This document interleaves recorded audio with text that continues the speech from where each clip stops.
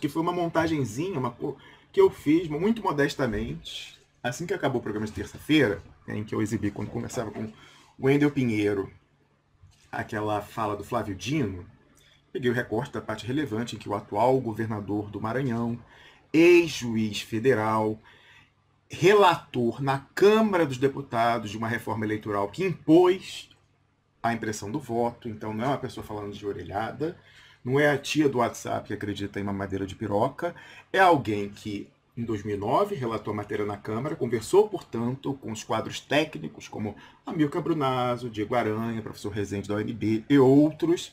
Então, o que ele está falando de que seria necessário ter uma contraprova para fazer o antidoping, não falou de orelhada. Ele, quando estava na Câmara relatando a matéria, certamente a assessoria se informou com quadros técnicos, por isso ele tinha a posição de que seria importante a impressão do voto.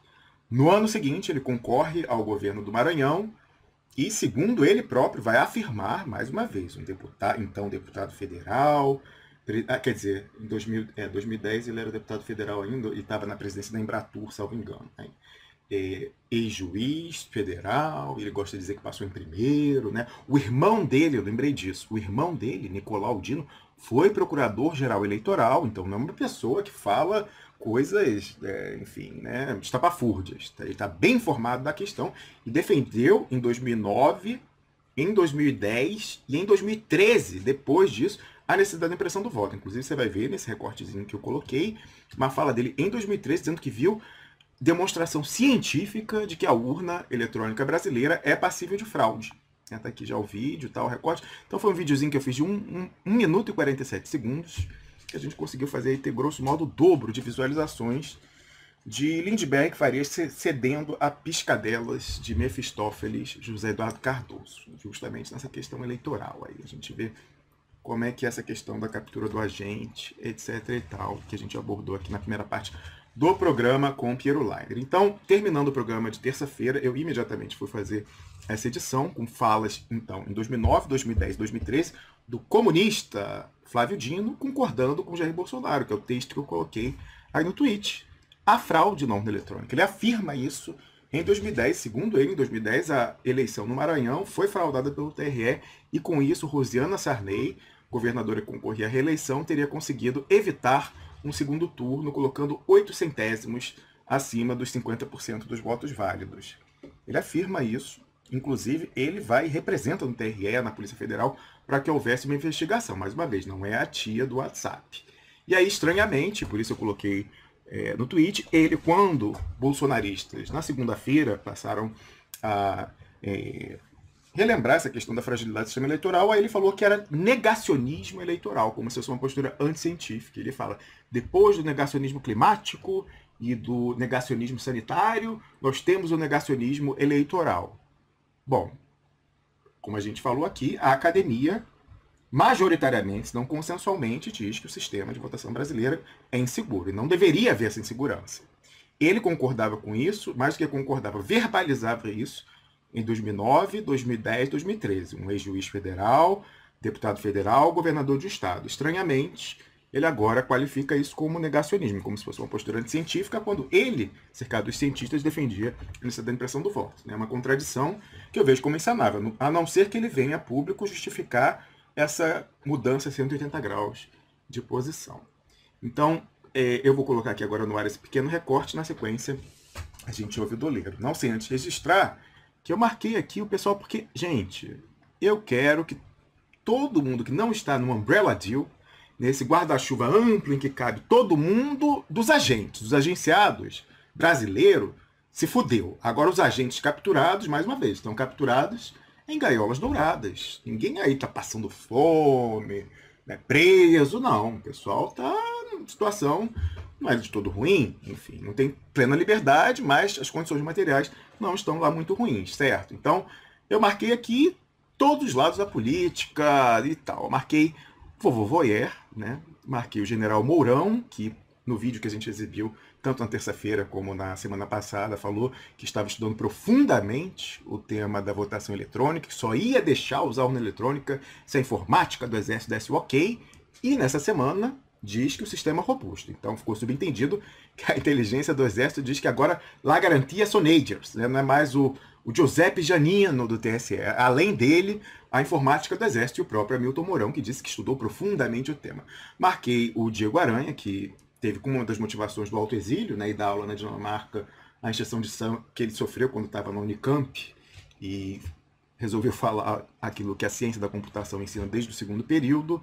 Outra pessoa aqui que trabalhou na equipe do Rezende lá do ANB nessa questão, que é o influenciador digital Marco Gomes. Marquei Requião, autor da primeira lei determinando a impressão do voto. Marquei o Nildo Urix, que participou do programa da terça-feira, né, e que eu solicitei, se possível, na qualidade de dirigente nacional do PSOL, que tente pautar isso dentro do partido. Vamos ver se eles serão ou não sequestrados pelos Mefistófeles, como é a direção do PT por ser eleita pela urna mágica.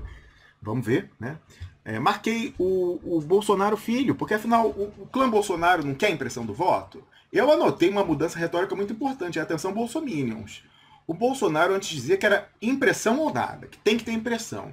Agora ele já está falando de aperfeiçoamento. Aperfeiçoamento passa boi, passa boiada. Então, é para valer que o clã Bolsonaro quer impressão? Eles vão tretar com o general Mourão, que falou que o sistema é robusto? Então, para tirar a prova, eu marquei os dois. Eu queria ver o Bolsofilho retweetar, né? Eu queria ver isso. Aliás, eu marquei o próprio Olavo de Carvalho, que está aí no perfil deles. Ai, o Bolsonaro tem que romper com os generais. Então, Olavo, não tá a hora, então, marquei aqui. O general Mourão está dizendo que o sistema é robusto. Não seria interessante, Olavo, pegar e retweetar esse tweet?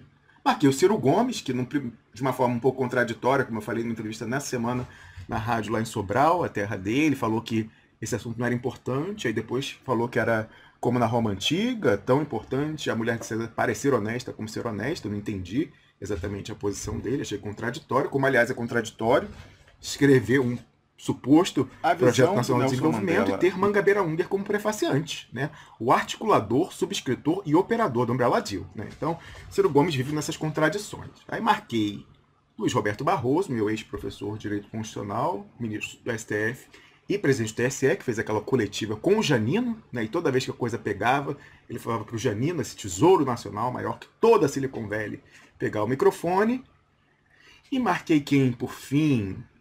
O ex-presidente Lula. O ex-presidente Lula, que, né, levou um troco aí essa semana. Foi dizer que o mundo respirava aliviado com a eleição de Joe Biden. Na sequência, o Obama falou que ele transformou a política brasileira numa máfia. É simplesmente isso, dizer que Lula fez da política brasileira uma Tammany Hall com propinas, entre aspas, de bilhões, sic apud Barack Obama, né? Então, enfim, marquei essas pessoas. Não me consta que nenhuma delas tenha retweetado. Mentira, para não ser injusto. Uma retweetou. Adivinha quem foi? Atenção, você. Vamos lá. Aí, hoje a gente não fez nenhuma enquete, né? Então vamos lá. Tá na hora da enquete no chat. Quem desses aqui você acha que retweetou esse videozinho ajudou a gente a alcançar 13.200 visualizações? General Heleno. Atenção, hein? Chat do YouTube, participe dessa enquete. Quero ver se a gente chega aos 100% de votos, unanimidade, como foi na semana passada nas duas enquetes que nós fizemos no final do programa. Você acha que foi algum dos generais? Você acha que foi alguém do PT? Você acha que foi alguém do bolsonarismo? Ou você acha que foi... você acha que foi o contraditório Ciro Gomes? Ou você acha que foi Roberto Requião que retweetou? Atenção, enquanto eu exibo o vídeo, eu vou fazendo a contabilização, que essa não precisa de auditoria. A garantia é Rominho Maia, tá? Eu sou a garantia, eu garanto que eu vou dar o resultado preciso até a terceira casa decimal. Vamos ver aqui o vídeo em que Flávio Dino expressava uma opinião e depois, sem que explicasse por quê, guinou nessa semana. Vamos lá. Aqui. E por favor, se você está no Twitter, vá lá e ajude a gente a aumentar essa visualização. O importante é furar a bolha. Eu quero ver Bolsominion retweetando isso aqui. Não vi, infelizmente, até aqui, não em grande quantidade. Vamos ver a mudança. Se bem que, deixa eu botar aqui em outro navegador para poder aumentar e deixar na tela inteira, enquanto você vai votando na nossa enquete. Quem retweetou, de todos esses que estão marcadinhos, quem foi a pessoa que retweetou essa alteração de posicionamento de Flávio Dino, mostrando que há um consenso, pelo menos um, entre o comunista, governador do Maranhão, aliado da China e tal, e o Jair Bolsonaro, né? Enfim, vamos ver aqui. Flávio Dino, do PCdoB, governador do Maranhão, afirma haver fraude da urna eletrônica. Que nós enfrentamos esse poder, que nós ganhamos a eleição porque foi necessário fraudar a eleição. Flávio Dino acusa o TRE de ter fraudado a eleição. Outubro de 2010. Nós perdemos a eleição porque foi necessário fraudar a eleição do Tribunal Regional Eleitoral na calada da noite para conseguir uma diferença de 8 centésimos. 8 centésimos que parece coisa de corrida de Fórmula 1. 8 centésimos que aqui no seu décimo, 2 votos nos separaram do segundo. Como a qualidade do áudio é muito ruim, né, mas é a única que existe, eu coloquei uma matéria com a transcrição daquela altura, então de outubro de 2010, e aqui está a transcrição num site lá que acompanha a política maranhense. Abre aspas para o Flávio Dino.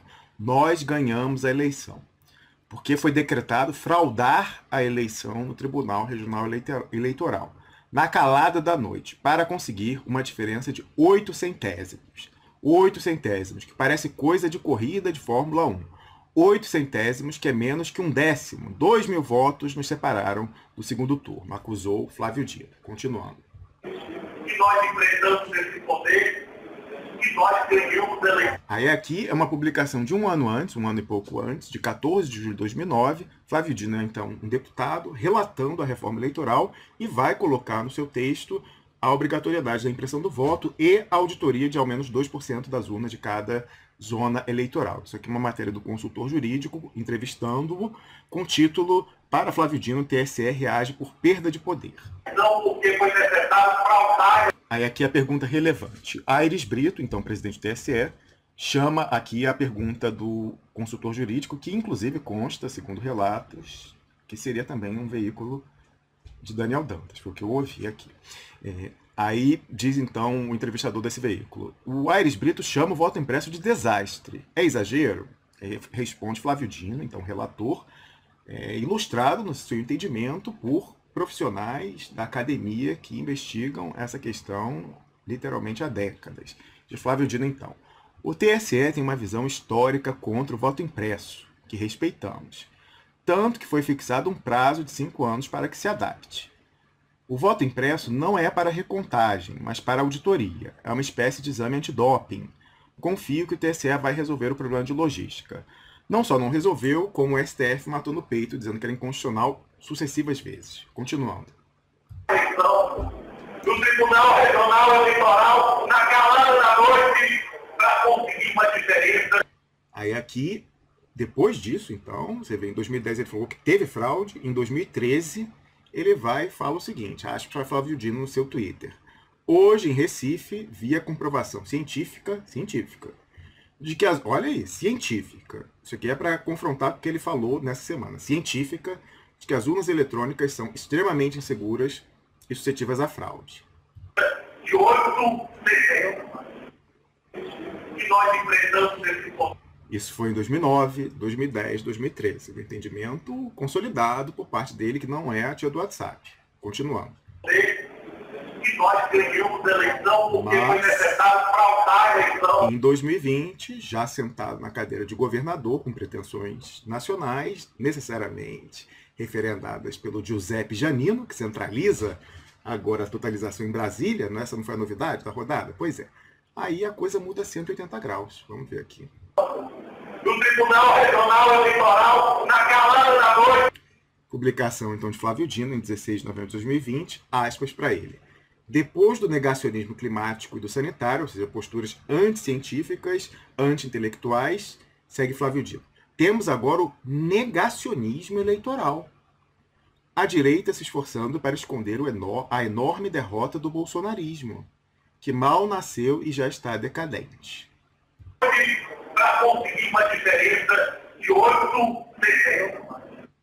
Aí eu perguntei, bom, tinha um Flávio Dino até outro dia e um novo Flávio Dino multiplicado por -1 nessa semana. Qual o Flávio Dino está certo? O Flávio Dino de 2010, 2009, 2013, que dizia que o sistema era fraudável, que afirmou em 2010 que houve fraude no voto eletrônico. E nós ganhamos a eleição porque foi necessário fraudar. Ou esse de 2020, que fala que isso é negacionismo eleitoral.